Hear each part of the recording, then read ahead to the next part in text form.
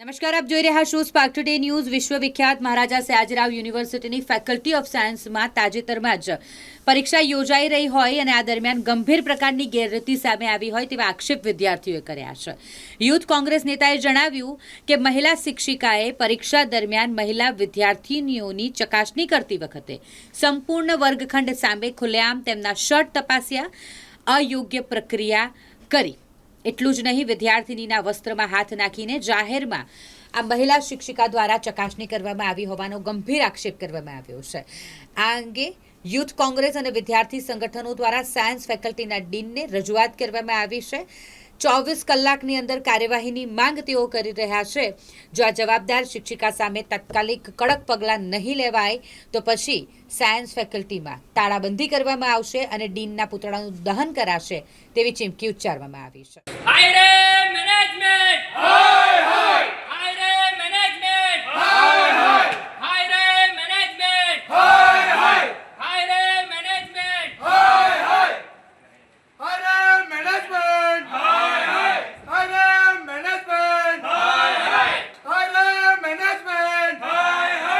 विद्यार्थियों के सम्मान में यूथ कांग्रेस मैदान में, विद्यार्थियों के सम्मान में youth Congress at that time અને વિદ્યાર્થીને એવું કબૂલે કે હા મારી જોડે મેડમે આવું કૃત્ય કર્યું છે, મેં કોને કરવા જ પડશે સસ્પેન્ડ।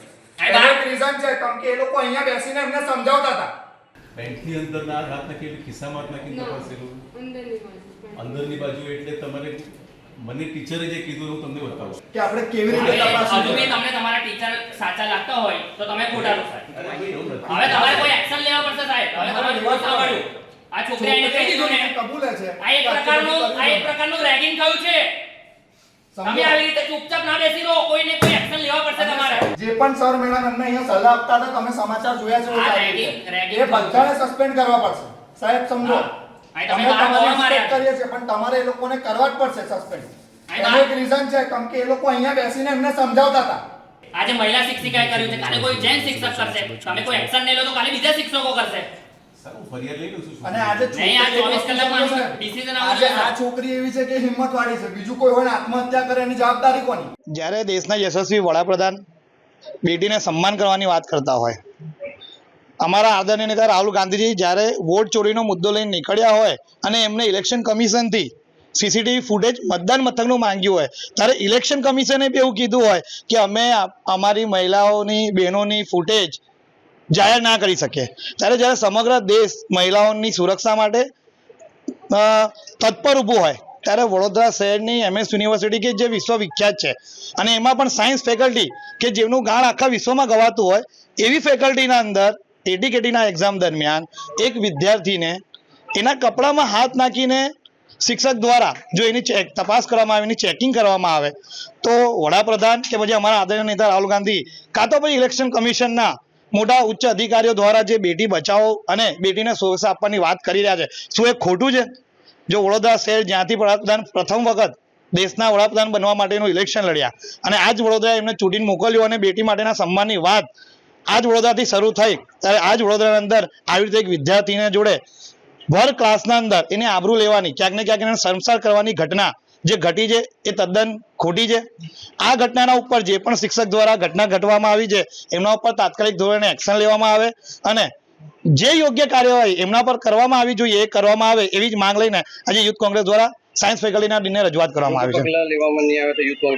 સૌ પ્રથમ તો ફેકલ્ટીના ડીન દ્વારા પોતાના સ્ટાફને બચાવવાનો પ્રયાસ કરવામાં આવી રહ્યો છે, પરંતુ આ ઘટના કોઈ એક રૂમમાં કોઈ એકાંતમાં થયેલી ઘટના નથી, આ સમગ્ર વિદ્યાર્થીઓની વચ્ચે જાહેરમાં થયેલી ઘટના છે। એટલે આ ઘટના સત્ય હોય તો જ એ વિદ્યાર્થીની બધાની વચ્ચે આવી હોય, ત્યારે આવનાર 24 કલાકના અંદર ડીન દ્વારા આ ઘટનાનું યોગ્ય તપાસ કરીને એક્શન લેવામાં નહીં આવે તો આવનાર દિવસોના અંદર ડીનનું બી પૂતળું બાળવામાં આવશે, સાયન્સ ફેકલ્ટીને તાળાબંધી બી કરવામાં આવશે અને સાચા માયનામાં બેટીની સુરક્ષા કરવાનું કાર્ય યુથ કોંગ્રેસ કરશે એ આવનાર દિવસોમાં પ્રણ લેવામાં આવશે। ગઈકાલ અને પરમ દિવસે એક છોકરીને સાયન્સની ફેકલ્ટીની અંદર ચાલુ એક્ઝામની અંદર એક શિક્ષિકા દ્વારા તેના અંડરઆર્મ્સની અંદર હાથ નાખીને ચેકિંગ કરવામાં આવ્યું અને મારું કહેવું એટલું છે કે એ છોકરીને એવી રીતે ચેકિંગ કરવામાં આવ્યું તો એ કેટલી પ્રકારનું યોગ્ય છે? એની ઉપર શક હતો કોઈ પણ જાતનો તો તેને અલગ ક્લાસરૂમમાં કાં તો વોશરૂમમાં લઈ જઈને ચેક કરવાની હોય. આવી રીતે છોકરા છોકરીઓની સામે નહીં તો 100-150 છોકરાઓની વચ્ચે એને આ રીતે ચેક કરવામાં આવ્યું. એ છોકરીએ કાલ ઉઠીને કોઈ ઊંધું પગલું ભર્યું તો તેનું જવાબદાર કોણ? આજે કોને રજૂઆત કરવામાં આવી છે, શું જવાબ આપો? આજે અમે સાયન્સ ફેકલ્ટીના ડીન સાહેબને રજૂઆત કરવામાં આવી છે, પણ સાહેબનું બી એવું કહેવું હતું કે અમારા કોઈ ફેકલ્ટીના આવું કરે નહીં, અમે છોકરીને. અને સાહેબ પણ એટલું તદ્દન જુઠ્ઠું બોલ્યા છે કે મેં એ છોકરીને મળ્યો છું. આજે એ છોકરીને રૂબરૂ કરાવી તો છોકરી એવું કહે છે કે ના, મને કોઈ મળવા નથી આવ્યું ને મેં એવું કીધું પણ નથી કે મારે કમ્પ્લેન નથી કરવી. એટલે કંઈક ને કંઈક એવું પણ દેખાઈ રહ્યું છે કે સાયન્સ ફેકલ્ટીના જે પણ ઉચ્ચ હોદ્દેદારો છે તે લોકો પોતાના શિક્ષકોને અને પોતાના સ્ટાફને બચાવવા માંગે છે. તમારી હવે શું માંગ છે? મારી માંગ એટલી જ છે કે શિક્ષક જે પણ હતા એના જેમને પણ આ કાર્ય કર્યું છે તે અને તેમને બચાવનાર એ બધાને સસ્પેન્ડ કરવામાં આવે. જો આવું કરવામાં નહીં આવે ને તો આગલા 24 કલાકની અંદર યુથ કોંગ્રેસ દ્વારા ઉગ્રમાં ઉગ્ર આંદોલન કરવામાં આવશે. તમારું નામ? મારું નામ યશ રાજપૂત, રાવપુરા વિધાનસભા પ્રમુખ, યુથ કોંગ્રેસ. વિદ્યાર્થીઓ સંગઠનની રજૂઆત મેં સાંભળી છે, બરાબર છે.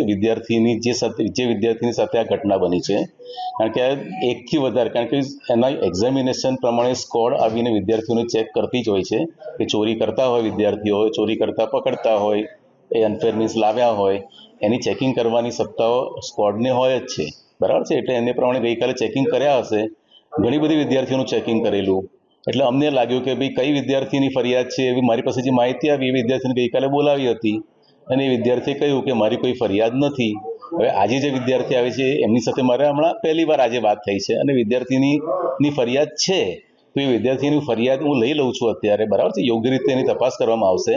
કોઈ ફેવરેટિઝમ કે કોઈને બચાવવાનો અહીંયા આગળ આશય જ નથી, બરાબર છે. જે કંઈ પણ ઘટના થઈ છે એ ઘટનાની યોગ્ય તપાસ કરવામાં આવશે, બરાબર છે. અને જે કંઈ પણ યુનિવર્સિટીના નીતિ નિયમો અનુસાર પગલાં લઈ શકાય એવું હોય એ પગલાં લેવામાં આવશે, બરાબર છે. પહેલામાં પહેલી વસ્તુ તો ગેરવર્તણૂક થઈ છે કે નહીં એ ઇન્વેસ્ટિગેશન થશે ને. વિદ્યાર્થીઓની રજૂઆત છે કે થઈ છે, બરાબર છે. એગ્રીડ. છોકરી કહે છે કે મારી સાથે ગેરવર્તણૂક થઈ છે, વિદ્યાર્થીઓની રજૂઆત છે કે ગેરવર્તણૂક થઈ છે. પણ તપાસ, કોઈ પણ ઘટના ઘટી હોય, ઘટનાની તપાસ તો કરવી પડે ને. તપાસ કર્યા પહેલા કોઈ પણ એક્શન લઈ શકાય? ના લઈ શકાય, બરાબર છે. એટલે હું તપાસ કરવાની ખાતરી આપું છું, બરાબર છે. તપાસમાં નીકળશે તો શું કાર્યવાહી કરવામાં આવશે? તપાસમાં કંઈ પણ, ધારો કે તપાસની અંદર કંઈ પણ ખોટું થવાનું નીકળશે તો યુનિવર્સિટીના નિયમો અનુસાર કાર્યવાહી થશે, બરાબર.